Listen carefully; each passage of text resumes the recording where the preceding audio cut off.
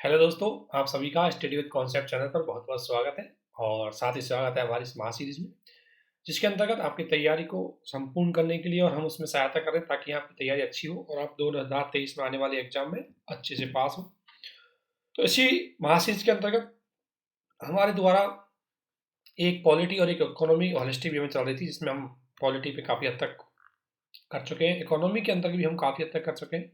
यहाँ पर हमारा एग्रीकल्चर पार्ट चल रहा था और एग्रीकल्चर को हमने दो भागों में बांटा था, जिसमें एक 1947 से लेकर के 1991 में हमारी एग्रीकल्चर में बेसिस पर ग्रीन रेवोल्यूशन वाला पार्ट था।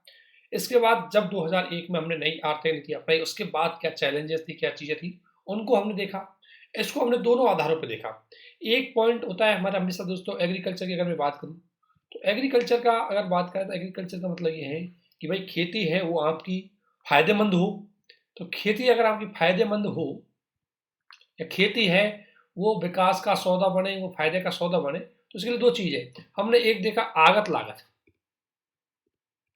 यदि आगत लागत आपकी कम होगी यानी आपकी कॉस्ट कम होगी, और दूसरी बात यदि आपको मूल्य अच्छा मिलेगा तो किसानों की आय दोगुनी हो जाएगी और अपने आप किसान हैं उनकी इनकम बढ़ जाएगी।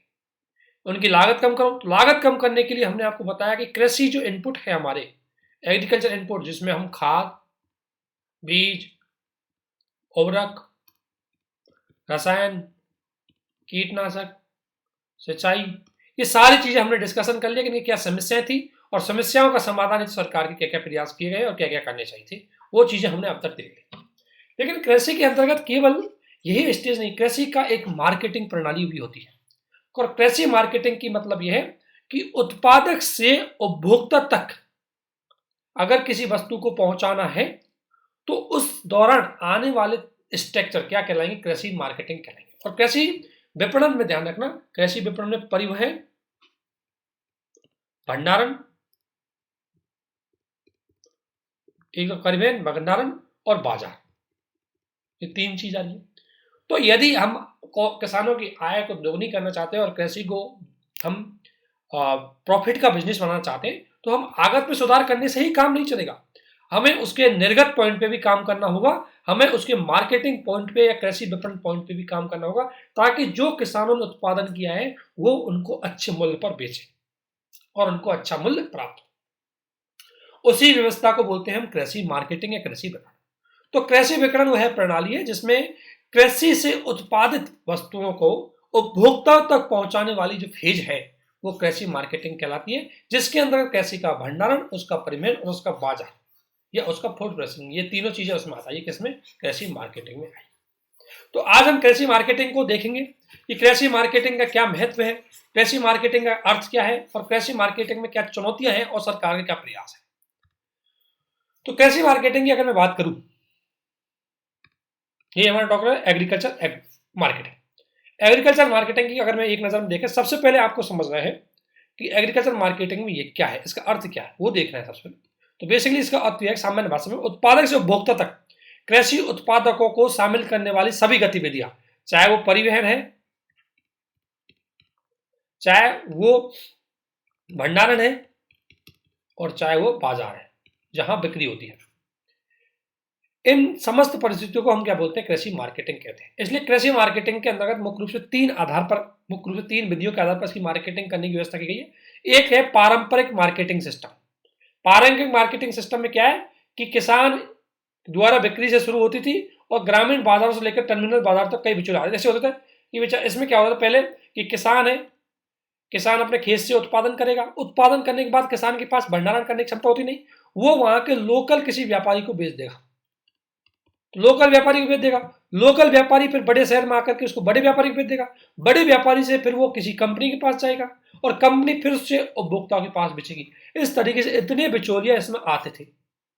इस परंपरागत विपणन प्रणाली में कई स्तर पर बिचौलिए होते थे, लेकिन इसका नुकसान सबसे ज्यादा ये होता था कि किसान को मूल्य मिलता था, जैसे 10 किलो किसान बेचता था गेहूं 10 रुपया किलो, ठीक है ना, और यहां उपभोक्ता को मिलता था ये 35 रुपया केजी मान लें, तो किसान से ज्यादा तो बिचौलिया खा गए। तो अगर बिचौलिया ज्यादा होंगे तो इसके दो नुकसान थे। पहला नुकसान यह है कि किसानों को लागत का अनुकूल उसको कीमत नहीं मिलेगी और दूसरा उपभोक्ताओं को ज्यादा कीमत देनी पड़ेगी। इसलिए मार्केट के डिस्टर्बेंस में बिचौलिया नेगेटिव रोल में भूमिका निभाते। तो इसीलिए पारंपरिक एक विपणन प्रणाली थी पारंपरिक, जिसमें घर में क्या करते थे, वो लोकल काम के किसान है वो बेचारे बेचते थे वो, और फिर उससे बड़े जो छोटे व्यापारी है उनको खरीदते और उसके माध्यम से वो बाजार तक बेचा। एक तो मार्केटिंग का तरीका ये है, लेकिन ये लॉस का होता है, इसमें किसानों को अच्छी कीमत नहीं मिल पाती क्योंकि इसमें बिचौलिया की संख्या ज्यादा होती है। दूसरा अगर मैं बात करूं इसमें कि सहकारी संस्थान आधारित विपणन, यानी कि जब बिचौलिए ज्यादा है, और दूसरी बात तो बिचौलिए को पता नहीं कि किस साल किसान को कम कीमत दे दे, किस साल थोड़ा और ज्यादा दे दे, किसी साल बिल्कुल लो दे दे। तो इसीलिए क्या हुआ कि सरकार ने सोचा कि समस्या को दूर हटाए, इसलिए कोऑपरेटिव सोसाइटी बनाई। सरकारी संस्थान, और सरकारी संस्थान क्या है कि डायरेक्ट किसानों से खरीदेंगे, बिचौलियों को इसमें बिल्कुल हटा दिया जाएगा। यह है सरकारी संस्थान आधारित मार्केट। और आपने देखा होगा अब जगह जगह गांवों में छोटी छोटी सरकारी मंडियां होती है, तो किसान उसमें जाएंगे डायरेक्ट, कोई बिचौलिया कोई व्यापारी नहीं होगा, डायरेक्ट सरकार के एजेंट होंगे, वो उनको परचेज करेंगे, उनके थ्रू डायरेक्ट किसानों से परचेज करेंगे, और वो भी एमएसपी पे तो मिनिमम परचेज करेंगे, उससे ज्यादा पे कर सकते हैं। तो इस प्रकार की जो मार्केटिंग है सहकारी संस्थान आधारित मार्केट, जिसमें आपने देखा होगा नाफेड, जिसमें नाफेड है। अब नाफेड क्या है? नाफेड एक सरकारी संस्थान है जो क्या करती है, भारतीय सरकारी कृषि विपणन संघ है, जो क्या करता है, ये मुख्य रूप से कृषि क्षेत्र में जो किसानों से सीधा उत्पाद उसको खरीदता है, और इसकी कई जगह एजेंट्स समितियां होती है। एक तरीका ये होगा जिसमें किसान है वो केवल अपने लोकल सरकारी जो सहकारी समिति है वहां पर जाके बेच सकते हैं। एक तरीका ये था, लेकिन इसमें भी चुनौती ये थी कि उस सरकारी लोकल समिति में भी एक तो लोकल में ही बेच सकते थे, तो उससे भी कहीं ना कहीं किसानों को अदर जगह जाने की अनुमति नहीं थी, दूसरी समितियों में जाके नहीं बेच सकते थे। इसलिए इन कमियों को दूर करने के लिए सरकार ने ई नाम का एक पोर्टल आया, यानी कि डिजिटल मार्केटिंग। क्या आ गई? डिजिटल मार्केट, और डिजिटल मार्केटिंग आ गई, और डिजिटल मार्केटिंग के माध्यम से अगर कोई किसान है ई नेम पर रजिस्टर करुआ तो उस पर व्यापारी भी रजिस्टर होंगे, और ई नेम के थ्रू ऑनलाइन अपनी खरीद और बिक्री उसकी कर सकते हैं। तो ये एक नया तरीका आया कृषि मार्केटिंग। तो अगर आपसे पूछे कि कृषि मार्केटिंग कैसे बदलता गया, ऐसी कृषि मार्केटिंग बदल गया। लेकिन इसी कृषि मार्केटिंग में एक महत्वपूर्ण भूमिका निभाती है APMC, agriculture produce marketing company. इनको देखते हैं क्या होती है। वह क्या था कि जो सरकारी समितियां बनाई गई थी, नाफेड क्या एक राष्ट्रीय लेवल की समिति थी और सेंट्रल गवर्नमेंट की थी। तो इसको बाद में सरकार ने एक सोचा कि यार क्यों ना स्टेट गवर्नमेंट ही एक सरकारी कमेटी बनाए और लीगल रूप से उसको बाध्यकारी बनाए, और उसके कुछ स्ट्रक्चर उनको फिक्स कर दे, ताकि उसमें किसानों का किसी प्रकार से कोई शोषण ना हो। उसमें जो भी व्यापारी होंगे वो हर कोई व्यापारी उसमें भाग नहीं ले सकता, एक निश्चित मानकों को जो व्यापारी पूरा करेगा वही उसमें भाग ले सकता है। इसलिए सरकार द्वारा एक मॉडल एपीएमसी बनाया गया था। क्या बनाया गया था? Model APMC act. हुआ क्या था, सरकार ने पहले तो सारे राज्यों से बोला कि भाई आप ऐसे करो कि एक कंपनी एक्ट बना दो सहकारी एग्रीकल्चर को लेकर के, और वो क्या कर सकता है, खरीदारी कर सकता है। लेकिन राज्यों ने इस पर ज्यादा रुचि नहीं रखी। जब राज्यों ने ज्यादा रुचि नहीं रखी तो परिणाम स्वरूप सरकार को ही, सेंट्रल गवर्नमेंट को ही इस पर क्या बनाना पड़ा, कानून बनाना पड़ा, और इस कानून को बोला गया मॉडल एपीएमसी एक्ट 2003। मॉडल का मतलब है कि संसद इस पे कानून बना करके एक मॉडल प्रस्तुत कर देगी, उसके बाद राज्यों पे डिपेंड करता है वो स्वीकार करते हैं या नहीं करते। तो एपीएमसी के अंतर्गत हम जो बात कर रहे हैं, तो एपीएमसी यही है कि इस एक्ट के अंतर्गत ये राज्य सरकार द्वारा निर्धारित एक वैधानिक सरकारी समिति होती है। किसके द्वारा? राज्य सरकार के द्वारा। कौन सी होती है? वैधानिक। और वैधानिक क्यों? क्योंकि एक्ट के अंतर्गत इनको स्थापित किया गया। इसमें क्या होता है वही थोक मार्केटिंग होती है, और इसका उद्देश्य यह है कि देखो किसानों को अच्छा मूल्य मिले, किसानों को ज्यादा से ज्यादा सेवाएं विस्तार हो, और कृषि में ज्यादा से ज्यादा वैल्यू एडिशन हो, इसलिए इनको बनाया गया। इसमें क्या होती है एक ऐसी, इसमें क्या होता है कि एपीएमसी राज्यों के द्वारा होती है, और राज्य इसमें क्या होते हैं, एपीएमसी के अंतर्गत व्यापारियों को लाइसेंस देते हैं, और जिस व्यापारी को लाइसेंस होगा वही यहाँ परचेज कर सकता है, वही किसानों की कीमतों पर फसल लगा सकता है, कीमत लगा सकता है किसानों की उस पर। इसलिए एपीएमसी एक्ट के अंतर्गत ये किया गया। ठीक है। इसमें भी कई कमी थी, हम आगे देखेंगे, इसमें भी कई कमी है, उनको आगे देखेंगे एपीएमसी में कमी क्या थी। तो सबसे पहली कमी अगर मैं बताऊं आपको, पहली कमी यह थी कि सभी राज्यों ने इसको लागू नहीं किया, सभी राज्यों ने लागू नहीं किया। पहली कमी यह थी कि एपीएमसी है सभी राज्यों के द्वारा लागू नहीं किया गया। इसकी दूसरी कमी यह थी कि इसमें जो व्यापारी हैं उनको जो लाइसेंस की व्यवस्था रखी थी, लाइसेंस है उसकी प्रक्रिया बहुत जटिल थी, और प्रक्रिया जटिल होने की वजह से उसमें कुछ ही व्यापारियों को क्या मिलता था, लाइसेंस मिलता था। तो इससे उस एपीएमसी के अंतर्गत उस व्यापारी की मोनोपोली हो जाती थी। इससे क्या होता था, व्यापारियों की मोनोपोली, एकाधिकार हो जाता था, और इससे भी किसानों को अच्छी कीमत नहीं मिल पाती।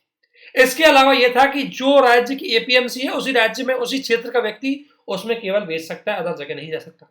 तो किसानों के बंदिश थी, ये कमियां इन एपीएमसी में थी। और इसी एपीएमसी की कमी को दूर करने के लिए सरकार द्वारा 3 एक्ट लाए गए थे, उसमें एक एक्ट इसका भी था, लेकिन वो अभी तक इंप्लीमेंट नहीं हो पाया। तो हम एक एक चीज को देख रहे हैं, मतलब कि और क्या क्या कमी थी। तो ये बाजार की व्यवस्था थी कि एक तो बाजार प्रणाली क्या है, एपीएमसी क्या है। कमी तो मैं और भी बता दूंगा आपको, अभी यहां पर तो ध्यान रखना। अब सबसे बड़ी बात है कि एग्रीकल्चर मार्केटिंग इंपॉर्टेंट क्यों है। अगर आपसे पूछे कि भाई एग्रीकल्चर का मार्केटिंग इंपॉर्टेंट क्यों है, क्या एग्रीकल्चर का मार्केटिंग कैसा होना चाहिए, उसकी क्या आदर्श दशा होनी चाहिए, वो सारी चीजें आपको पता होनी चाहिए। तो देखो, एग्रीकल्चर की अगर मार्केटिंग की मैं बात करूं तो इसका महत्व क्या है। सबसे पहले महत्व है कृषि उपज का मुद्रीकरण, यानी कि किसानों की जो उपज होगी वो इसमें यहाँ पर बिक्री होती है, और बिक्री होने के बाद किसानों को उसके बदले में मुद्रा मिलती है, और मुद्रा को ले जाकर किसान फिर उसमें क्या कर सकते हैं, निवेश कर सकते हैं, अपने आय को बढ़ा सकते हैं, वो डिमांड खड़ी कर सकते हैं, उनको अच्छी कीमत मिलती है। ठीक है, इस तरीके से इकोनॉमी में काम कर सकते हैं। दूसरी बात, बाजार की जानकारी और स्रोत के रूप में सबसे बड़ी बात, अगर कृषि मार्केट होगा तो किसानों को कितनी कीमत पे फसल बेचनी है उसके बारे में पता लगेगा, हम सही बेच रहे हैं नहीं बेच रहे। पहले तो बेचारा कोई किसान गांव के उस लोकल एरिया में बेचता था, उसको लगता था कि फसल की कीमत यही होती है जो हमारा व्यापारी लगाता है, उसको ये पता नहीं था कि दूसरे पड़ोस गांव में उसकी कीमत अलग है। इसलिए उसको मार्केटिंग की इंफॉर्मेशन पता लगी, और इसके आधार पर अगर किसी को ये मार्केटिंग की इंफॉर्मेशन पता लग जाती है तो इसका मतलब यह है कि वो अच्छे से उसको बेच सकता है। ठीक है ना, ताकि वो अच्छे से काम कर सकते। तो एक अगर मार्केट होगा तो बिचौलिए की भूमिका कम होगी, क्योंकि बेचारे पहले अगर उनको मार्केट ही पता नहीं था तो गांव में ही बेचते थे, और बिचौलिए की भूमिका, तो बिचौलिए की भूमिका कम होगी तो किसानों को अच्छी फायदा होगा। प्रौद्योगिकी में पूंजी निर्माण और निवेश बढ़ेगा। जब किसानों को अच्छी कीमत मिलेगी, जब किसानों के पास इनकम होगी, तो वो ज्यादा से ज्यादा टेक्नोलॉजी का यूज करेंगे और टेक्नोलॉजी में निवेश करेंगे, इससे कृषि है उसका विकास होगा। उत्पादन पूर्व उत्पादन पश्चित जो कार्य है, उत्पादन पूर्व वो ये इनपुट वाली प्रोसेस, और उत्पादन पश्चात जो आउटपुट वाली प्रोसेस। तो ये स्ट्रीम्स है, उत्पादन पूर्व और उत्पादन बाद, इन कड़ियों के बीच में मूल्य मार्केट एक महत्वपूर्ण भूमिका निभाती है। मार्केट क्या है, वो बिचौलिया है जो किसानों से लेती है और उपभोक्ता तक पहुंचाती है। तो मार्केट बहुत जरूरी होता है। लेकिन सबसे बड़ी बात है, इन मार्केटों के बीच में कुछ चुनौतियां आ रही है। सबसे बड़ी चुनौती क्या है, वो देखते हैं। ये चुनौती क्या है। पहली चुनौती है संस्थागत चुनौती। ये मुद्दा है कि बाजार में प्रवेश करने के लिए, एपीएमसी के बारे में ही बता रहा है कि बाजार में प्रवेश करने के लिए व्यापारियों को लाइसेंस बहुत जटिल मिलता है, उसके लिए उनको बड़ी फीस देनी पड़ती है। जब व्यापारियों को लाइसेंस जटिल मिलेगा, उनको फीस ज्यादा देनी पड़ेगी, तो वो उस फीस को वसूल करने के लिए किसानों की फसलों की कीमत कम लगाएंगे, तभी तो उनको लाभ होगा। इसके अलावा उत्पादकों की स्टैंडर्ड डिसाइड थे कि इतने स्टैंडर्ड, अब जरूर नहीं स्टैंडर्ड इतने जो ग्रेडिंग के स्टैंडर्ड कि भाई किस फसल पे कितने पैसे देंगे, किस फसल पे, ऐसा कोई स्टैंडर्ड इनमें नहीं था। तो जिस 4-5 व्यापारी है अपनी मोनोपोली के आधार पर जो डिसाइड होता था वही उसको प्राइस डिसाइड करते थे। इससे इसमें किसानों को अच्छी फसल नहीं मिल, अच्छी कीमत नहीं मिल पाती। दूसरी एक कमी इंफ्रास्ट्रक्चर से संबंधित, कि सबसे पहले कृषि अगर उपज की बात करें, बाजार तो बहुत दूर दूर है, किसानों के पास ट्रांसपोर्टेशन की सुविधा नहीं है, उनके पास अगर भंडारण की सुविधा नहीं है, और अगर ट्रांसपोर्टेशन करेंगे तो कोल्ड स्टोरेज नहीं है, सामान पहुंचते पहुंचते खराब हो जाता है। और जब ये चीजें नहीं है, इसकी वजह से किसान लंबे टाइम तक अपनी फसलों को नहीं रख पाते, और इसी वजह से जल्दीबाजी में उनको सस्ते में बेचना पड़ता है। ये बाजार की सबसे बड़ी समस्या। दूसरा, बाजार प्रणालियों में पहुंच का मुद्दा, बाजार सूचना, किसानों के पास बाजार के बारे में इंफॉर्मेशन नहीं है, कोई ऐसा प्लेटफॉर्म नहीं है डायरेक्ट किसानों को पहुंचा सके, किसानों को सीमित जानकारी होती है, कोई ना तो एग्रीकल्चर के जो चैनल है उनके बारे में किसानों को अवेयर नहीं है, इसकी वजह से भी एक समस्या है। और एपीएमसी, एपीएमसी है वो एकीकृत मार्केट है, वो हर जगह प्रेजेंट नहीं है, और है तो उनमें सरकारी निवेश भी सीमित है, इसकी वजह से इनका ज्यादा अच्छा विकास नहीं है। ये मार्केटिंग में कमी है, ये मार्केटिंग की हर लेवल पर कमी है, संस्थागत अवसंरचनात्मक बाजार, ये चीज है। अगर आपसे पूछा जाए इसके बाद यह है कि सरकार ने इन मार्केटिंग कंपनियों को अगर बात करें तो हाल ही में कुछ सुधार किए गए, तो वो हम सुधार और आगे भी देखेंगे, पर यहाँ देख लें कि कृषि और व्यापारियों द्वारा कृषि उत्पादों की बिक्री खरीद पसंद। सबसे बड़ी बात है कि हमें एक ऐसा होना चाहिए जहां, ऐसा एनवायरमेंटल होना चाहिए जहां बेचने वाला और खरीदने वाला स्वतंत्र होकर के उसकी खरीद और बिक्री कर सके। एक है कॉन्ट्रैक्ट फार्मिंग है, उसके लिए सरकार ने एक विधायी ढांचा दिया गया कि किसानों को एक कॉन्ट्रैक्ट फार्मिंग हो जाए। कॉन्ट्रैक्ट फार्मिंग में क्या होता है कि किसान और कंपनी के बीच में एग्रीमेंट हो जाता है, कंपनी किसान को कुछ कच्चे माल के लिए क्या देगी, मतलब कुछ पैसे देगी, किसान उसका उत्पादन करेगा और कंपनी उसको गारंटी देगी कि उत्पादन के बाद हम डायरेक्टली खरीद लेंगे, आपको मार्केट में जाने की जरूरत ही नहीं पड़ेगी। तो इसलिए कॉन्ट्रैक्ट फार्मिंग की व्यवस्था भी की जा रही है, लेकिन इसके भी कुछ चुनौतियां हैं, वो आगे देखेंगे। इसके अलावा सरकार ने खाद भंडारण पर लगे प्रतिबंध हटा दिए। खाद भंडारण में पहले यह था कि केवल सरकारी खरीद सकती है, अब प्राइवेट सेक्टर को भी अनुमति दे दी, इसलिए अडानी द्वारा बहुत सारे फूड प्रोसेसिंग या फूड इंडस्ट्री, फूड एफसीआई के भंडार बनाए गए। इसके अलावा अब बिचौलियों को कम करने के लिए सरकार ने बोला है कि जरूर नहीं कि आप एपीएमसी में जाओ, आप कहीं भी जाके बेच सकते हो। ये सरकार ने किए गए थे, मुख्य रूप से 3 एक्टों में थे, जो 3 एक्ट सरकार के द्वारा लाए गए थे उनमें थे, परंतु वो एक्ट बाद में रद्द कर दिए। इसके अलावा आपसे पूछा जाए कि एक आदर्श बाजार कैसा होना चाहिए, क्या अच्छी दशा होनी चाहिए, बाजार कैसा होना चाहिए। अगर आपको आदर्श बाजार, आदर्श मार्केटिंग की बात करनी है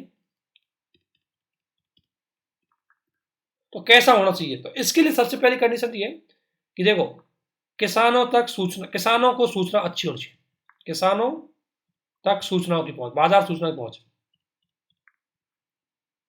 बाजार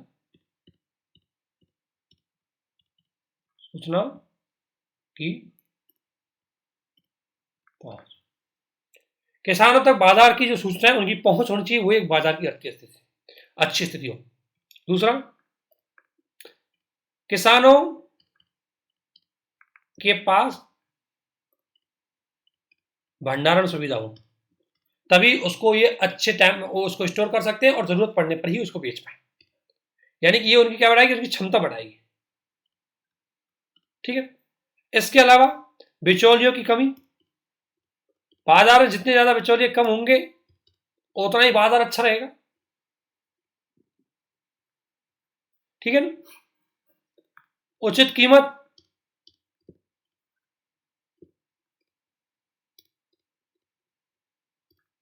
उचित कीमत होनी चाहिए भाई, कीमत भी अच्छी मिलनी चाहिए, चाहे वो एमएसपी हो या उससे ऊपर हो। इसके अलावा एक बाजार की अच्छी स्थिति होगी, ठीक है ना, उचित कीमत और बाजार की सूचना लिख दी मैंने, ये पॉइंट होगा 1 2 3। तो ये एक अच्छे बाजार की निशानी होती है कि किसानों को इन चीजों के बारे में पता होना चाहिए। ठीक है। अब आगे देखते हैं इसमें कि अगर कृषि में हमें सुधार करना चाहिए तो क्या सजेशन हम दे सकते हैं। तो जो मुद्दे हमने देखे हैं वही सजेशन है, उन्हीं का समाधान सजेशन हो जाएंगे।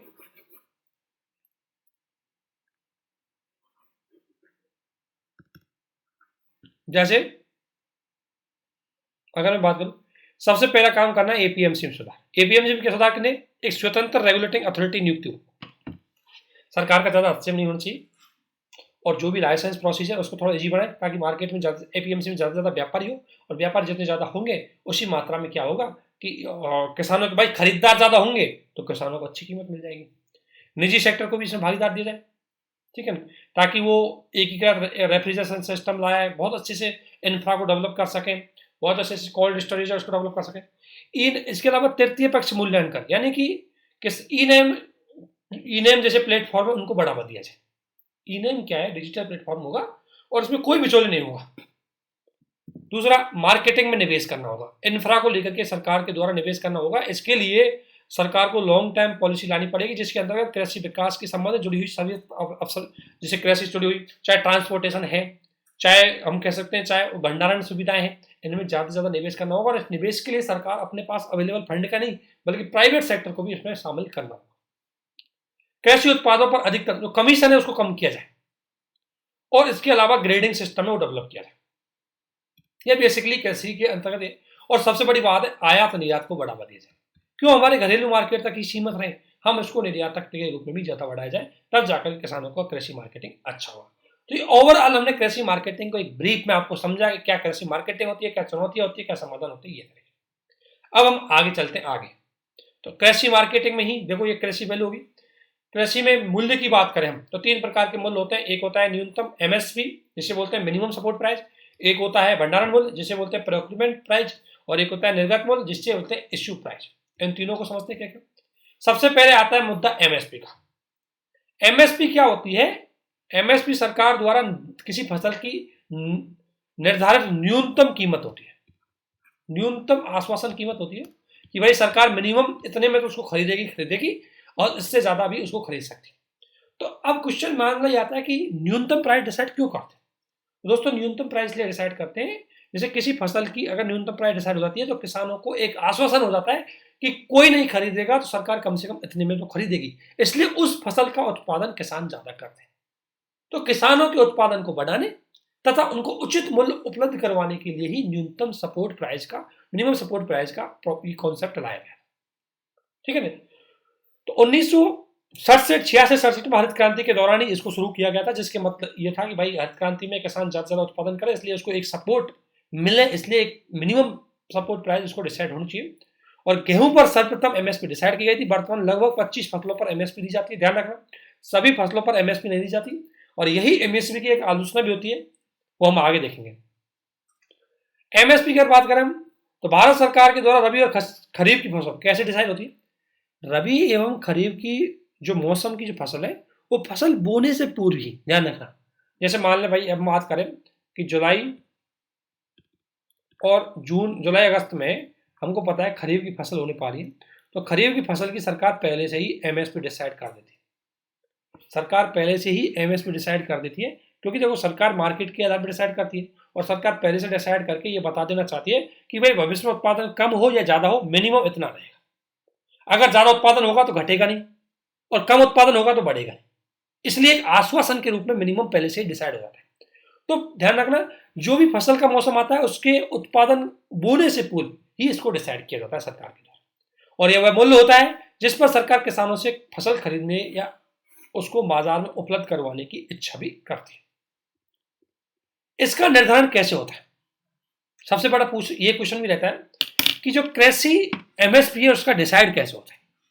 तो एमएसपी के डिसाइड की अगर मैं बात करूं तो उसका फॉर्मूला देखेंगे, लेकिन सबसे पहले ध्यान रखना कि इस मूल्य का निर्धारण कृषि लागत एवं मूल्य आयोग, एक कमीशन बनाया गया था जिसका मूल्य, जिस commission of agriculture cost and price, ये एक कमीशन बनाया गया था 1965 में। 1965 के अंतर्गत तो 1965 के समथिंग इसकी स्थापना की गई थी, जिसमें यह था कि इसके अंतर्गत ये क्या करता है, ये रिकमेंडेशन देता है कि भाई किसी फसल का कितना एमएसपी डिसाइड करना है। ये क्या करता है? रिकमेंडेशन देता है, ध्यान रखना। और डिसाइड कौन करती है? आर्थिक मामलों की कैबिनेट कमेटी,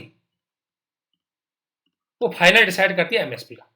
तो सामान्य तौर पर एमएसपी 50% लागत के 50% से ज्यादा, जैसे किसी किसान की लागत 100 रुपये आई है तो उसको 150 रुपये उसकी डिसाइड की जाती है किसी फसल की। मान लें 1 केजी गेहूं पर अगर 10 रुपये लागत है तो उसकी एमएसपी डिसाइड की जाएगी 15 रुपये। ये है नॉर्मली एमएसपी का फंडा। लेकिन लागत कौन सी कैलकुलेट कर रहे हैं, उसको 3 तरह की विधि है कि आप कॉस्ट कौन सी कैलकुलेट कर रहे हो। तो कॉस्ट के लिए 3 विधि है, 3 तरह की मापक विधियां होती है, सरकार अलग तरह की विधि पर कैलकुलेट। एक है एग्रीकल्चर कॉस्ट। एग्रीकल्चर कॉस्ट का मतलब है जिसे बोलते हैं हम A2 कॉस्ट, A2 बोलते हैं। इसका मतलब यह है कि जैसे कोई फसल है, किसान है, अब किसान के पास खुद की जमीन है, किसान के पास खुद की पानी की सुविधा है और किसान के पास खुद के मजदूर है। उसके बाद उसकी जो केवल अगर कह सकते हैं हम उसके खाद, बीज, रसायन, इनमें लगने वाली कॉस्ट है ओनली, जो उसको बाहर से वहन करनी पड़ती है, उस कॉस्ट को बोलते हैं कृषि लागत। तो ये होती है A2। इसके अलावा आती है A2 प्लस फैमिली लेबर, यानी कि ये कृषि लागत के साथ साथ उसमें किसान के खुद के भी तो आदमी लगते हैं, किसान खुद भी तो काम करता है, तो उसके लेबर की लागत वो हो गई फैमिली लेबर। ये दूसरी विधि है कि या तो कृषि लागत ले लो जो किसान ने खुद ने दी है बाहर से, जैसे फसल लेने के लिए, बीज लेने के लिए, खाद लेने के लिए, एक तो वो लागत होगी, और एक लागत होगी जिसमें किसान ने खुद ने अपना लेबर भी लगाया है। एक तो उसने खाद बीज ये तो खरीदे ही खरीदे, इसके अलावा उसने खुद का लेबर भी लगाया। और एक वो है कि जिसमें किसान ने खाद बीज खरीदे हैं, अपना लेबर भी लगाया है, और साथ साथ जिस जमीन पर कृषि कर रहा है उस जमीन का किराया क्या हो सकता है, उस जमीन पर जो भी मान लो उसने कोई उसने बोरिंग करवाई, तो उस बोरिंग में जो लोन लिया हुआ उसका इंटरेस्ट, वो भी तो उसकी कॉस्ट होगी। तो ये 3 तरह की कॉस्ट है। अब सरकार डिसाइड करती है इसमें इस वाले सेकंड वाली से, जबकि सेकंड वाली से डिसाइड करती है, जबकि इसकी कई बार आलोचना होती है कि सरकार को सेकंड वाली नहीं, असली लागत तो ये है, इसके आधार पर डिसाइड होनी चाहिए। किसान को असली फायदा तब होगा जब उसकी ओवरऑल कॉस्ट के 50% ज्यादा मिलेगा, तब उसको 50% फायदा होगा। लेकिन अभी आप ये करते हो, ये प्लस ये फैमिली लेबर कैलकुलेट करते हो, लेकिन आपने मान लिया 10 रुपये थी, आपने इसका 15 रुपये कर दी, लेकिन अगर किसान इसको जोड़ेगा ना अपने को, तो वैसे ही 15 रुपये आ जाएगी, किसान को फायदा ही नहीं होगा। तो इसका विवाद है कि सरकार इसमें A2 प्लस FL को लेती है, जबकि सच में लेना चाहिए किसको, ये A2 प्लस FL प्लस जमीन का किराया वाला तीसरे नंबर की जो विधि है इसको लेना चाहिए, लेकिन नहीं है। ये चीज सरकार ने केंद्रीय बजट 2018 में घोषणा की कि 2.5 गुना लागत के 2.5 गुना के आधार पर, जैसे अगर लागत का 2.5 गुना तो बहुत बढ़िया है, लेकिन लागत कौन सी है, सरकार की ये वाली लागत है, इसके आधार पर सरकार MSP डिसाइड करती है। अब आती है MSP की सीमाएं। MSP की क्या कमी है? MSP तो बढ़िया है कि भाई किसानों को मिनिमम सपोर्ट मिल जाता है, किसान अच्छे से उस चीज का उत्पादन कर लेते हैं, किसानों को आय मिल जाती है, और किसान उस फसल का ज्यादा उत्पादन करते हैं, इसलिए इसका प्रयोग किया जाता है। लेकिन दूसरा मुद्दा आपके पास यह है कि इस MSP की कुछ चुनौतियां भी हैं। चुनौती क्या है? सीमाएं हैं। पहली बात तो ये MSP कुछ ही फसलों तक सीमित है, जैसे मैंने बताया था 25 फसलें, अब कुछ ही फसलों तक सीमित है। अब मान लो जैसे चावल, गेहूं, चीनी, कपास, ये तो मान लो जैसे गेहूं ये पश्चिमी भारत में होते हैं, ठीक है ना। तो भारत का कोई हिस्सा जो दक्षिण पूर्वी क्षेत्र में काम कर रहा है, नॉर्थ ईस्ट में काम कर रहा है, वहां पर कोई किसान अगर फसल कर रहा है तो इनकी फसलों की नहीं, अन्य फसलों का उत्पादन कर रहा है, और उनमें उसमें आपने MSP नहीं दे रखी। इससे क्या होगा कि सीमित फसलों पर जिनमें आपने MSP दे रखी है उनमें आपका उत्पादन ज्यादा होता है। और यही कारण है कि पॉम ऑयल हमें आयात करना पड़ता है, क्योंकि पॉम ऑयल का जो कच्चा माल है उसमें आपने सब्सिडी नहीं दे रखी, MSP नहीं दे रखी। तो ये एक सबसे बड़ी इसकी समस्या है, ठीक है। इसके अलावा MSP कहीं ना कहीं PDS के बोला जाता है कि क्या MSP सरकार के द्वारा डिसाइड की गई थी, तो क्या MSP का उद्देश्य ये था कि किसानों को सपोर्ट मिल जाना चाहिए, लेकिन असलियत में यह नहीं। असलियत में हो रहा है कि MSP पे यानी मिनिमम सपोर्ट प्राइस है, तो हमारा FCI हो मिनिमम सपोर्ट प्राइस पे खरीदता है। तो ये मुद्दा ये था कि क्या MSP FCI के लिए लाई गई थी या MSP किसानों के लिए लाई गई थी। असलियत में इसका उद्देश्य किसका पूरा हो रहा है, PDS का, जो FCI इस पे खरीद रही है, जबकि लाया इसलिए गया था कि भाई किसानों को क्या हो, कि किसानों को इसका फायदा हो। अगर इस MSP को हम बात करें तो केवल जो FCI जिन प्रोडक्ट को खरीद रहे हैं उन पर हम दे रहे हैं MSP, अदर पे नहीं दे रहे। इसलिए ये सबसे बड़ी समस्या है कि इसको अदर प्रोडक्टों पर दिया जाए, अदर फसलों पर भी हमें देना चाहिए। दूसरा, दलहन और मोटे अनाज है उनकी अपेक्षा की गई है, जो कि पोषणता के लिए बहुत जरूरी है, जो कि स्वास्थ्य के लिए बहुत जरूरी है, उन पे हमने MSP अभी तक दी नहीं है, इसलिए इसकी एक समस्या है। इससे कृषि और कृषक दोनों का हास हो रहा है, ठीक है। इसके अलावा मोटे अनाज को प्रोत्साहन देने के लिए ध्यान रखना, इनका क्वेश्चन बन सकता है, क्योंकि 2023 को अंतर्राष्ट्रीय स्तर पर ये लिखा है, 2023 को तो अंतर्राष्ट्रीय स्तर पर ज्वार बाजरा वर्ष घोषित किया जाएगा। तो हो सकता है कि ये मोटा अनाज को लेकर क्वेश्चन आ सकता है कि मोटा अनाज क्या महत्वपूर्ण है, किस तरीके से है, और सरकार ने इसको बढ़ावा देने के लिए क्या प्रयास किए। तो मोटा अनाज जिसमें बाजरा, ज्वार, मक्का, ये सब क्या आते हैं, मोटे अनाज में आते हैं।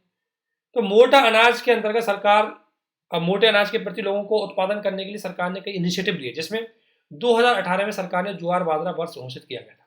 जब भी किसी वर्ष को कोई स्पेशल ईयर घोषित किया जाता है तो उसका उद्देश्य होता है कि उस दौरान उस चीज को ज्यादा पहचान दी जाती है, ज्यादा कैंपेन किए जाते हैं, ज्यादा लोगों को उसमें सरकार का प्रोत्साहन इनिशिएटिव बहुत ज्यादा होता है, तो उसी लिए इसको शुरुआत किया जाता है। तो ये चीज है। तो हुआ क्या था,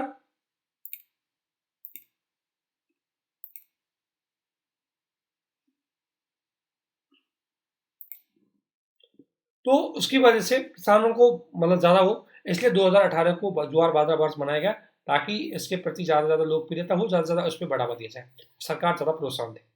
इसके अलावा भारत के ही अनुरोध पे जो अंतर्राष्ट्रीय खाद्य कृषि संगठन है, उसके द्वारा 2023 को अंतर्राष्ट्रीय ज्वार बाजरा वर्ष घोषित करने की की गई है, और 2023 में इसको घोषित किया जाएगा। इसलिए चूंकि 2023 में एग्जाम कंडक्ट होगी आपकी, तो हो सकता है इस पे क्वेश्चन आ सकता है।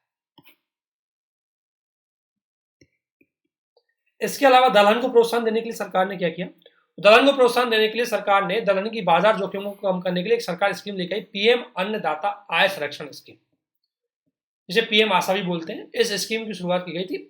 इसके अंतर्गत सरकार ने क्या है कि कृषि खरीद में निजी क्षेत्र की भागीदारी को भी प्रारंभ किया, कि भाई एमएसपी पे खरीदारी केवल सरकार ही क्यों करे, प्राइवेट सेक्टर को भी अनुमति दो, क्योंकि सरकारी ऐप सरकार की तरफ से कौन खरीदता है, एफसीआई, और एफसीआई के पास उसके पास भंडारण सुविधा नहीं है, तो इसलिए इनकी बात की गई थी। तो इसके लिए सरकार ने कई इसके अंतर्गत एक स्कीम चलाई गई थी, जिसका नाम था, अगर मैं बात करूं तो मूल्य कमी भुगतान योजना। मूल्य कमी भुगतान योजना है, उसको इसके अंतर्गत अपनाया गया था, है ना। और उसमें 3-4 स्कीम थी, एक तो 3 तरह की प्रोडक्ट थे, एक तो एमएसपी थी, एक मूल्य कमी भुगतान योजना थी, ठीक है ना। और मूल्य कमी भुगतान योजना के अंतर्गत क्या था कि जैसे मान लें, इसके अंतर्गत ये था कि जैसे सरकार ने अगर किसी चीज की एमएसपी डिसाइड किया 3,000 रुपये, ठीक है, और बाजार मूल्य 27 रुपये, और यदि कोई किसान उसको 28 में बेचता है, 27 रुपये बाजार मूल्य था, अगर किसान उसे 28 में बेचता है तो सरकार उसको 200 रुपये और दे देगी, क्योंकि 200 रुपये एमएसपी के अकॉर्डिंग, पहले ये था कि एमएसपी पे केवल सरकार ही खरीदेगी, इसलिए डायरेक्ट सरकार 3,000 रुपये दे देती थी, लेकिन अब इसको प्राइवेट सेक्टर को भी अनुमति दे दी है। अब मान लें प्राइवेट सेक्टर को मान लें 3,000 रुपये में नहीं खरीदे, उसने तो बोला भाई मैं 28 रुपये में खरीदूंगा, तो बाजार की कीमत 28 रुपये है या 27 रुपये है, लेकिन आपने किसी को 28 रुपये में बेच दी, लेकिन अभी भी आपको 200 रुपये का हानि हुई है, क्योंकि मिनिमम बेचते तो आपको 3,000 की होती, तो इस 200 रुपये की हानि की सरकार पूरी करेगी, ठीक है। यदि मान लें किसान 26 रुपये में बेच देता है, तो इसका मतलब ये नहीं कि सरकार 400 रुपये सब्सिडी दे देगी, क्योंकि मिनिमम मार्केट में 27 तो है ही है, आप अगर मार्केट में बेचते तो 27 से बेचनी चाहिए थी, इसलिए सरकार केवल आपको 300 रुपये ही देगी, क्योंकि सरकार ने 3,000 डिसाइड कर रखी है और मिनिमम मार्केट में है 27 से। अगर आप खुद भी लॉस खा करके जो जबरदस्ती किसी को 26 में बेच रहे हैं, तो वो सरकार पूर्ति नहीं करेगी।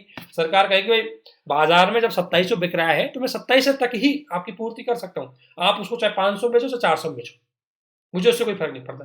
तो चूंकि 3,000 मेरी प्राइस है, 27 से मार्केट में मिल रही है, मैं 300 रुपये सब्सिडी दे सकता हूँ। तो इस प्रकार की प्रोसेस लाई गई थी किसके अंदर, दलहन को बढ़ावा देने के लिए, और ये पीएम आशा योजना का ही पहल था। इसके अलावा एक अगला शब्द होता है भंडारण। भंडारण क्या होता है, जिसपे एफसीआई खरीदती है, एफसीआई द्वारा जो मार्केट पे खरीदा जाता है अपने पीडीएस सिस्टम के लिए, एफसीआई जिस मूल्य पर इनको खरीदती है वो भंडारण मूल्य होता है, और निर्गत मूल्य जिस मूल्य पर एफसीआई खाद्यान्नों को बेचती है। अब निर्गत मूल्य अलग अलग होते हैं, आपको पता है ये सब्सिडी आधारित होता है,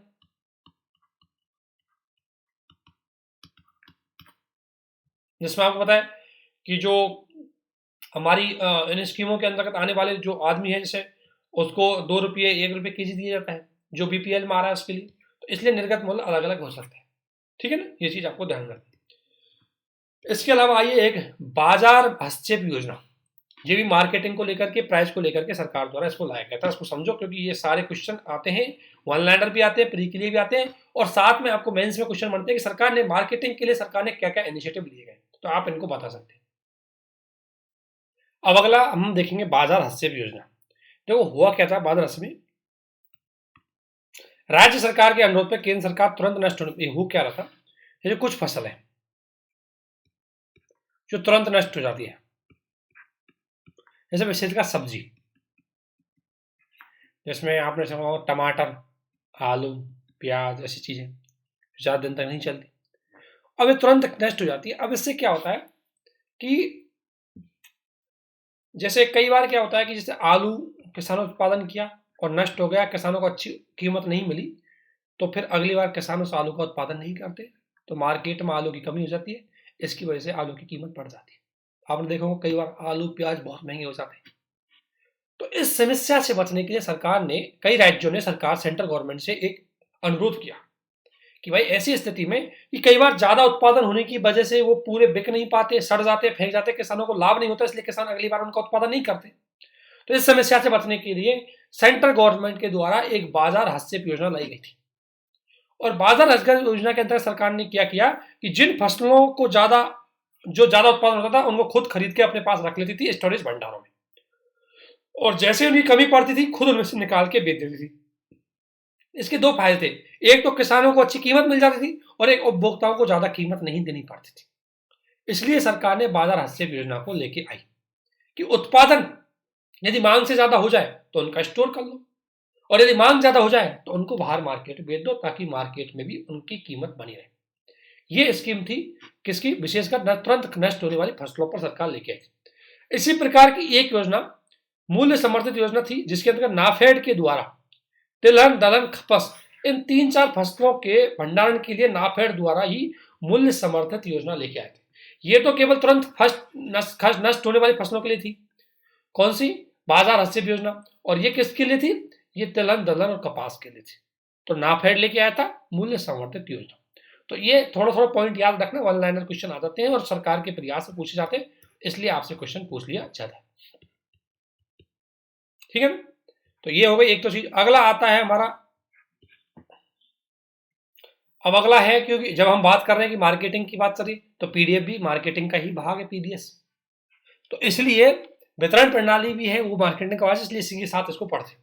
तो पीडीएस का क्वेश्चन कई बार यूपीएससी ने पूछा है, मेंस में पूछा है और प्रीलिम में आपसे पूछ लेते हैं, लेकिन चूंकि उसको आपने अच्छे से उसका आंसर राइटिंग भी हमने एक क्वेश्चन करवा दिया पीडीएस का, क्या क्या कमी है, क्या चीज होती है, लेकिन फिर भी बेसिक के लिए आपको ये बात पता होनी चाहिए, जनरल लैंग्वेज आपको पता होनी चाहिए इसकी। तो पीडीएस सिस्टम को देखते हैं। तो पीडीएस क्या है, एक अनुपूरक सेवा है जिसमें किसी उद्देश्य ये था कि किसी परिवार की न्यूनतम आवश्यकता की जो वस्तु है उनकी पूर्ति करने के लिए, ध्यान रखना केवल न्यूनतम आवश्यकता है, सभी आवश्यकताओं की पूर्ति के लिए नहीं। तो न्यूनतम आवश्यकताओं की पूर्ति करने के लिए सर्विस ये प्रोवाइड की जाती है सरकार के द्वारा, वो है सार्वजनिक वितरण प्रणाली। अब इसमें इसको हम खाद्य सुरक्षा से जोड़ सकते हैं। अब इसमें ठीक है, न्यूनतम एक जन कल्याणकारी राज्य के द्वारा अपने लोगों की खाद्य सुरक्षा को सुनिश्चित करने हेतु पीडीएस को चलाया गया। तो न्यूनतम आवश्यकताओं के लिए चलाई गई थी, सभी आवश्यकताओं के लिए। और दूसरा पॉइंट आपको इसमें समझना है कि ज्वाइंट एक प्रोग्राम है, किसका, केंद्र सरकार का और राज्य सरकार का। जब भी पीडीएस के बारे में आपको बताना हो तो ये क्या है, ज्वाइंट प्रोग्राम है, जिसमें केंद्र सरकार और राज्य सरकार दोनों का रोल होता है। केंद्र सरकार क्या काम करती है, केंद्र सरकार इसमें एफसीआई के माध्यम से खाद्यान्न है उनको खरीदती है। जो इसमें खाद्यान्न, गेहूं, चावल, जो भी चीजें इसमें लगेंगी वो सारी खरीदारी कौन करती है, उसको केंद्र सरकार करती है। और खरीदारी के दौरान परिवहन, भंडारण और वितरण, ये सारी सुविधा कौन करती है, केंद्र सरकार करती है। राज्य सरकार क्या करती है कि किसको देना है उस लक्षित परिवार की पहचान करती है, उनका राशन कार्ड है वो इशू करती है, उचित कीमतों की दुकानों का लाइसेंस देती है और उनका मॉनिटरिंग एवं उनका निगरानी करती है। ये कौन करती है, राज्य सरकार। तो राज्य सरकार एक तरह से सर्विस प्रोवाइडर के रूप में काम करती है, मेन फैसिलिटीज प्रोवाइड करता है केंद्र सरकार। ठीक है ना, तो ये है पीडीएस सिस्टम का मेन खात्मा। अब पीडीएस का विकास अगर हम देखें तो पीडीएस ऐसा नहीं कि कोई आज की बात है, स्वतंत्रता से पूर्व भी पीडीएस है वो थोड़ा बहुत अस्तित्व में था। कुछ राजा महाराजा जिनके राज्य जन कल्याणकारी थे उनके द्वारा ये चीजें चलाई जा रही थी। स्वतंत्रता के बाद इस पर फोकस किया गया था, क्योंकि इसका मेन कारण था हमने संविधान को अपनाया था और संविधान में जन कल्याणकारी राज्य था। और जन कल्याणकारी राज्य कहता है कि प्रत्येक व्यक्ति को खाद्यान्न की आपूर्ति तो कम से कम होनी चाहिए, पहले नहीं होती कि प्रत्येक व्यक्ति को जीने के लिए कम से कम खाना तो होना चाहिए। तो इसलिए फिर इसको हमें, क्योंकि भारत में गरीबी बहुत ज्यादा थी, लोग बहुत पिछड़े थे, इसलिए इसको व्यापक कवरेज दिया गया। हरित क्रांति के बाद इसको विस्तार दिया गया था। क्यों, क्योंकि दोस्तों स्वतंत्रता के बाद हमने सोचा कि भाई सभी को खाना मिल जाए, लेकिन खाना तो हम सभी को तब देंगे जब हमारे पास भी होगा, सरकार के पास भी होगा। इसलिए हरित क्रांति में जब हम खुद खाद्यान्न आत्मनिर्भर बने, उसके बाद हमने पीडीएस पे फोकस किया, ज्यादा व्यापक और दूरदर्शी। अब दिक्कत क्या थी कि इसको कैसे पहुंचाया जाए। तो शुरू में तो जिसको दिया जाए सबको दे दो, ये था। बाद में बोला कि भाई जिसे ज्यादा कोई सुदृढ़, मतलब जिसे कोई हिल एरिया में रह रहा है, कोई दुर्गम एरिया में रह रहा है, ऐसी दूर दराज की जगह रह रहा है जहाँ फसल नहीं हो रही, उनको ये क्या करो, पीडीएस बांट दो। इसलिए सरकार ने पुनर्गठित पीडीएस की शुरुआत की। लेकिन दिक्कत ये थी कि भाई सबको बांटने से अच्छा है कि जिनको जरूरत है उन्हीं को बांटा जाए।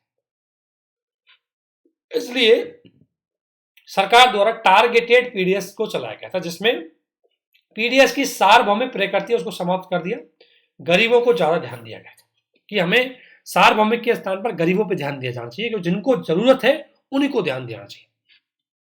इसके बाद सरकार ने 2000 में एक अंत्योदय योजना आई। अंत्योदय योजना में यह था कि जो व्यक्ति बिल्कुल 5% अत्यंत गरीब, जैसे 2005 में भारत की 30-35% जनसंख्या गरीब थी, लेकिन 5% ऐसे थे जिनको एक टाइम का खाना भी नहीं मिलता, तो अत्यंत 5% गरीबों की को खाद्यान्न आपूर्ति करने के लिए अंत्योदय योजना चलाई गई थी। और इस अंत्योदय योजना में था कि प्रत्येक परिवार को प्रति मास 35 केजी क्या दिया जाएगा, अनाज दिया जाएगा।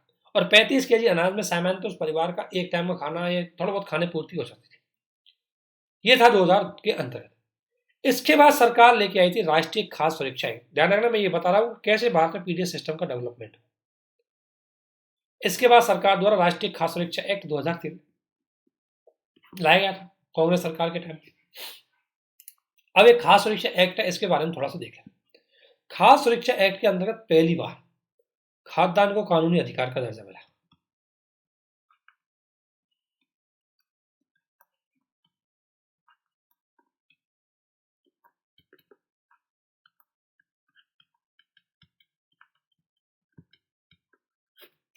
पहली बार खाद्यान्न को कानूनी अधिकार का दर्जा मिला, ठीक है। और इसके अंतर्गत यह था कि टोटल 67% आबादी को इसने कवर किया। इसमें ग्रामीण क्षेत्र की 75% और शहर क्षेत्र की 50% आबादी इसके कवरेज में आती थी। और इसमें बोला गया कि प्रायोरिटी के आधार पर हर परिवार को 25 केजी पर मंथ क्या दिया जाएगा, अनाज प्रोवाइड करवाया जाएगा। और साथ ही ये बोला गया कि अंत्योदय जो योजना के अंतर्गत जो लाभार्थी उन पर कोई प्रभाव नहीं पड़ेगा, क्योंकि इस योजना में हमने 25 बोली है, अंत्योदय में 35 था, तो बोला जिनको 35 मिल रहा है उनको मिलता रहेगा, लेकिन जिनको नहीं मिल रहा उनको मिनिमम 25 मिलेगा। ये चीज सरकार ने इसके अंदर थी। इस अधिनियम के अन्य प्रावधान भी थे कि राज्य और केंद्र शासित प्रदेश अपने लाभार्थियों की पहचान करेंगे कि किसको देना है किसको नहीं देना, तो ये इस काम होगा राज्य को।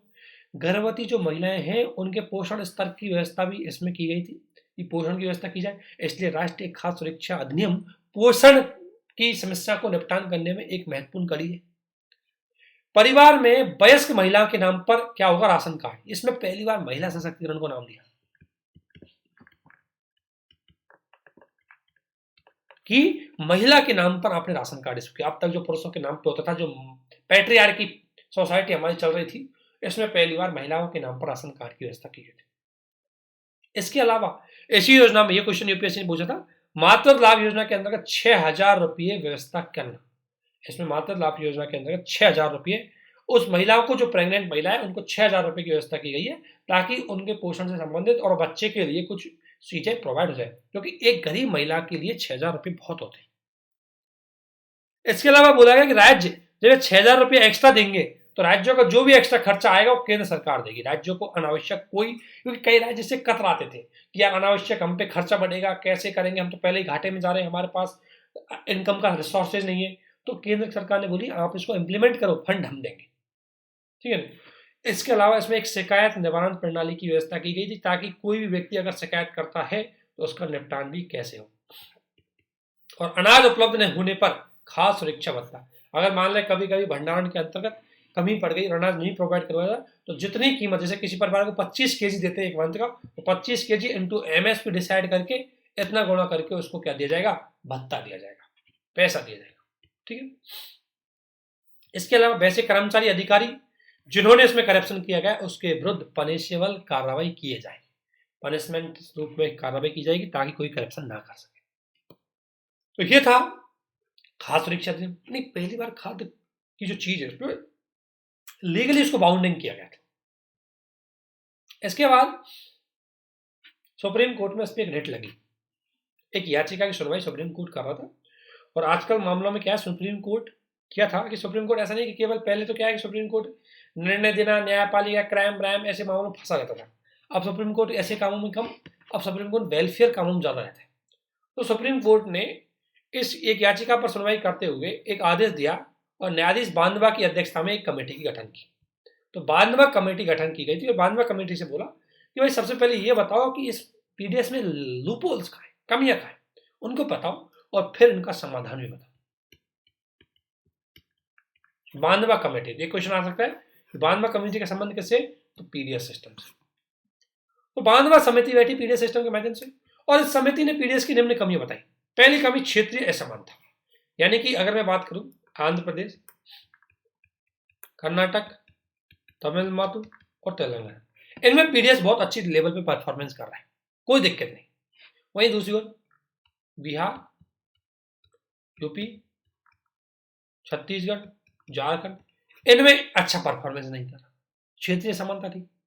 दूसरी ओर शहरों तक पहुंच, बांधवा समिति ने बोला कि देखो पीडीएस तो चला दिया लेकिन ज्यादा रीच इसकी शहरों में, जिन दूर दराज के पहाड़ के ग्रामीण क्षेत्रों को जरूरत थी वो इस तक पहुंची नहीं है।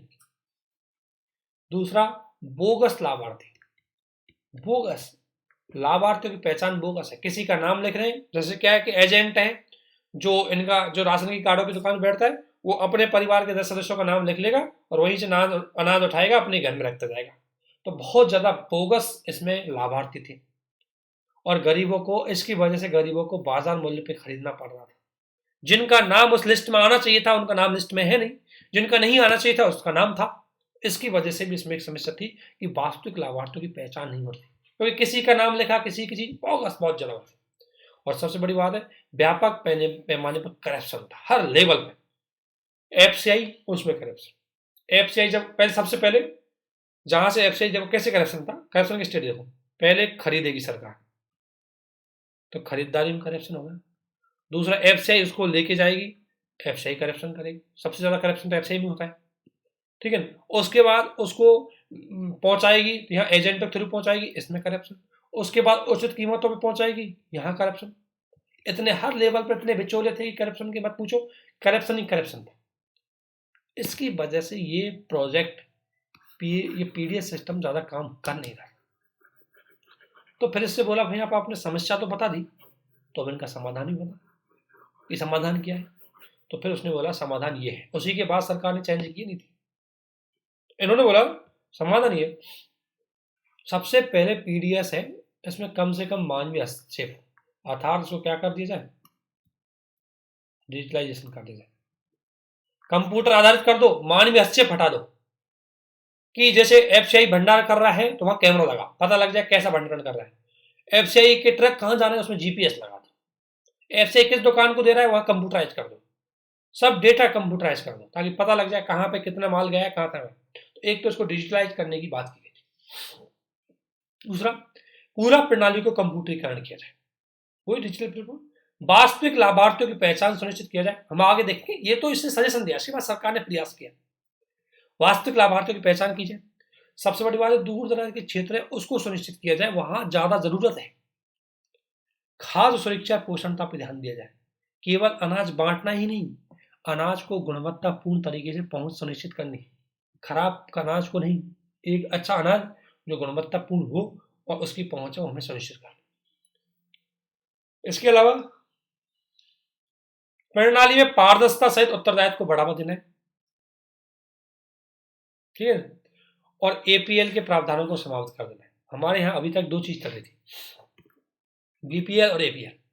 बीपीएल में क्या करते थे, उसको 2 रुपये 3 रुपये केजी के हिसाब से बेच देते। एपीएल में क्या है कि जिसने पे एफसीआई खरीदती है उतने पे बेच देती है। तो बोला बीपीएल का, बीपीएल ठीक है, एपीएल की क्या जरूरत, इसको समाप्त कर दिया जाए। इन मौजूदा सजेशनों को देखते हुए सरकार द्वारा कई प्रयास किए गए। एक तो राशन कार्ड आज का डिजिटल कर दिया, आपको पता है, आप ऑनलाइन फॉर्म भरो, आपके डॉक्यूमेंट सबमिट करो, आपको डिजिटल होकर के जनरेट होकर के राशन कार्ड आ जाएगा, राशन कार्ड नंबर आपको दिए जाएंगे। दूसरा सारी दुकानों को डिजिटलाइज कर दिया, कंप्यूटर लगा दिया। लाभार्थियों की पहचान के लिए आधार कार्ड, मोबाइल नंबर, इससे कनेक्ट कर दिया, सरकार ने काम कर दिया। लीकेज कम करने के लिए डीबीटी, डायरेक्ट ट्रांजैक्शन करने लग गए, अगर कहीं जगह पैसा नहीं पहुंचा डायरेक्ट अकाउंट में पैसा, ठीक है ना। अनाज को ले जाने वाली गाड़ियां सबसे ज्यादा करप्शन करती थी। कैसे करती थी, जैसे किसी मंडी है, ये मंडी है, इस मंडी से कोई एफसीआई ने मान लिया कोई भंडारण खरीदा, एफसीआई के अधिकारी क्या करेंगे, इसको खरीद के ले जाएंगे, वो तो खरीद लेंगे, लेकिन बीच में ट्रक चालक होते थे या ट्रक के जो एजेंट होते थे, ये क्या करते, इसको यहाँ से खरीदा, खरीदने के बाद अच्छे अनाज को तो बेच देंगे और सस्ता अनाज खरीद के फिर दोबारा भंडारण में ले जाएंगे, और उसी सस्ते अनाज को क्या करते थे, बेचते थे कहाँ पर, इसी पीडीएस सिस्टम में। इससे क्या है कि खराब अनाज जो है वो चला जाता है। इसको रोकने के लिए हमने ट्रकों में जीपीएस लगा दिया कि वो ट्रक कहाँ जा रहा है, कितनी देर तक रुक रहा है, वहां क्यों रुका, क्या गड़बड़ी करी उसने, इसलिए जीपीएस तकनीकी है उसको लगा दिया। ठीक है ना।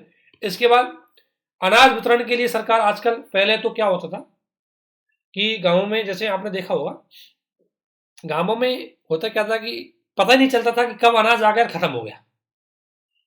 ठीक है ना। और गांव में जैसे आपने डीलर है, डीलर क्या है, गांव का है और दबंग आदमी है, तो छोटे मोटे आदमियों को तो वैसे ही अनाज ही नहीं देता था। दूसरी बात, जिसको पता लग जाता था उससे लड़ाई कर लेता था। अब सिस्टम बदल गया, अब सरकार मैसेज कर देगी कि आपका अनाज पहुंच चुका है, जाके ले आइए, तो एसएमएस सुविधा प्रोवाइड करवा। पहले यह था कि डीलर जो कर रहा है उसकी कोई कहीं भी आप कंप्लेन नहीं कर सकते, उसकी कंप्लेन किसको करेंगे, तहसीलदार को, वो भी करप्ट, उसकी कंप्लेन किसको करेंगे, अगर दूसरी अथॉरिटी को, वो भी करप्ट। हर लेवल पे कोई कंप्लेंट सिस्टम था नहीं रेजोल्यूशन का। सरकार ने बोला है कि एक टोल फ्री नंबर जारी किया है, इस पे कॉल करो, आपको पता लग जाएगा, किसी अधिकारी की किसी कर्मचारी की शिकायत करनी, यहाँ पे कर दो। ये सरकार ने न्यू इनिशिएटिव इसमें लिए गए, और इनिशिएटिव हम करंट में और देखेंगे। इसके अलावा आपको पता है आजकल सरकार और भी करने लग गई, इसमें बहुत सारी चीजें करने लगी। एक तो खाद्यान्न की गुणवत्ता करने के लिए फूड फोर्टिफिकेशन पे काम करने लगे हम, और इसके अलावा गुणवत्तापूर्ण खाद्यान्न पे फोकस करने लगे आजकल। आजकल तिलहन दलहन भी, दाल भी देने लग गई। ठीक है ना। तो ये चीजें हमने करने लगी। ये मामला था पीडीएस सिस्टम का। लेकिन पीडीएस सिस्टम की एक कड़ी और थी, फूड कॉर्पोरेशन ऑफ इंडिया, जो उस भंडारण के रूप में काम करती। तो इसके पीडीएस पर एक कमेटी बैठी, हाई लेवल पे एक उच्च स्तरीय कमेटी, जिसमें बड़े ऑफिसर्स थे, काफी एक्सपर्ट्स थे, इनकी एक कमेटी बैठी, और इस कमेटी का अध्यक्षता करी शांता कुमारन समिति। तो शांता कुमारन समिति किससे जुड़ी हुई है, एफसीआई से जुड़ी हुई है। तो इस समिति ने कई लेवल पर एफसीआई को सजेशन दिए। अब वो सजेशन कैसे हैं उनको देखते हैं, एक एक सजेशन देखो।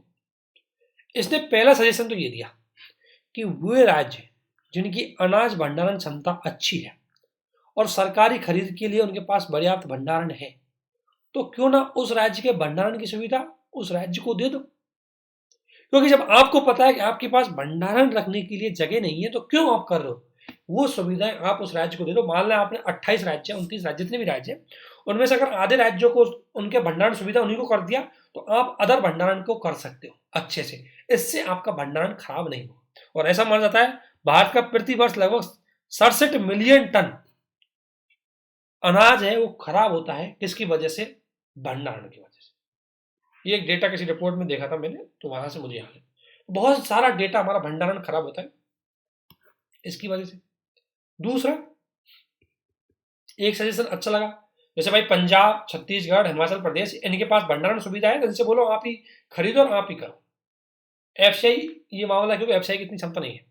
दूसरा बोला गया कि अनाज भंडारण के लिए एफसीआई वेयर हाउसिंग से जुड़ी एजेंसियों से मदद लें और आउटसोर्स करें।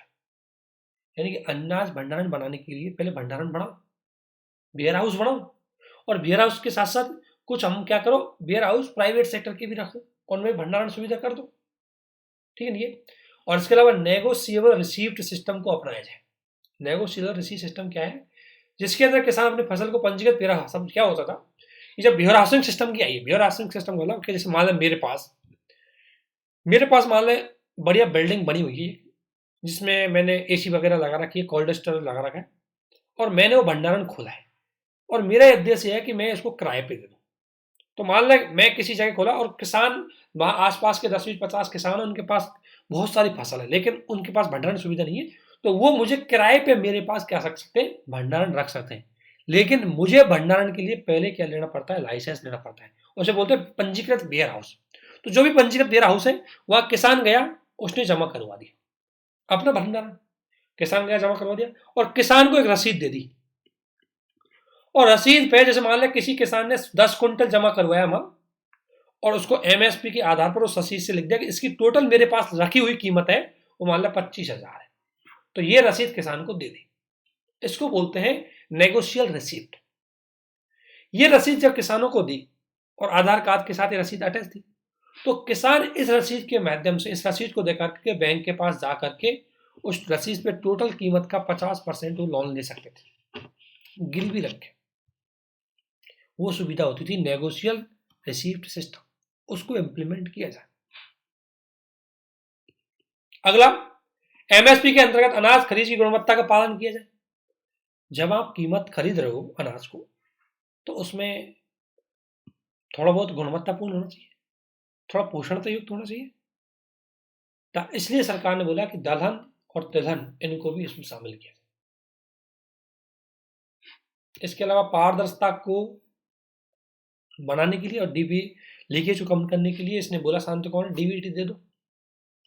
और समिति ने बोला कि हर परिवार के महिलाओं के नाम से उसको इशू करो।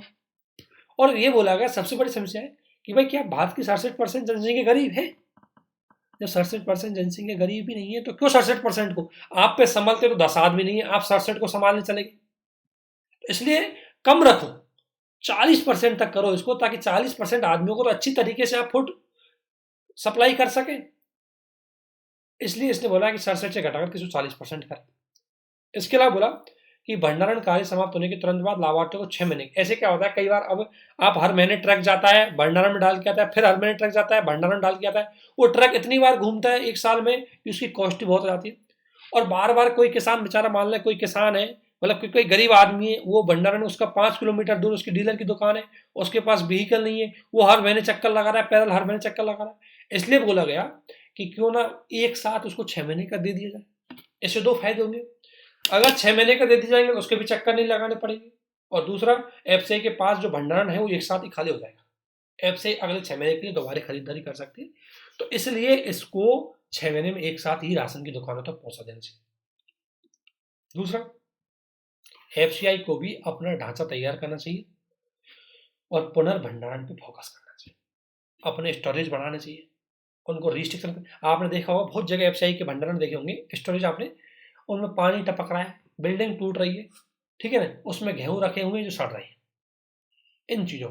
और संपूर्ण खाद्य सिस्टम को डिजिटल किया जाना, तब जाकर के हम ये काम कर पाएंगे।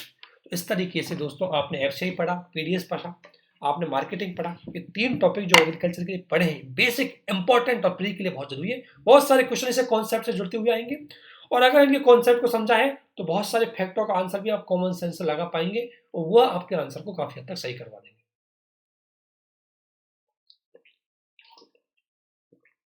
तो अभी इसको यहीं समाप्त करते हैं, और क्योंकि एग्रीकल्चर का टॉपिक है बहुत बड़ा है, तो इसको अगला टॉपिक हम पढ़ेंगे। आप सभी से रिक्वेस्ट है कि हमारे द्वारा जो एनसीईआरटी सीरीज चलाई जा रही है, घटना चक्र सीरीज चलाई है, अच्छे से देखो।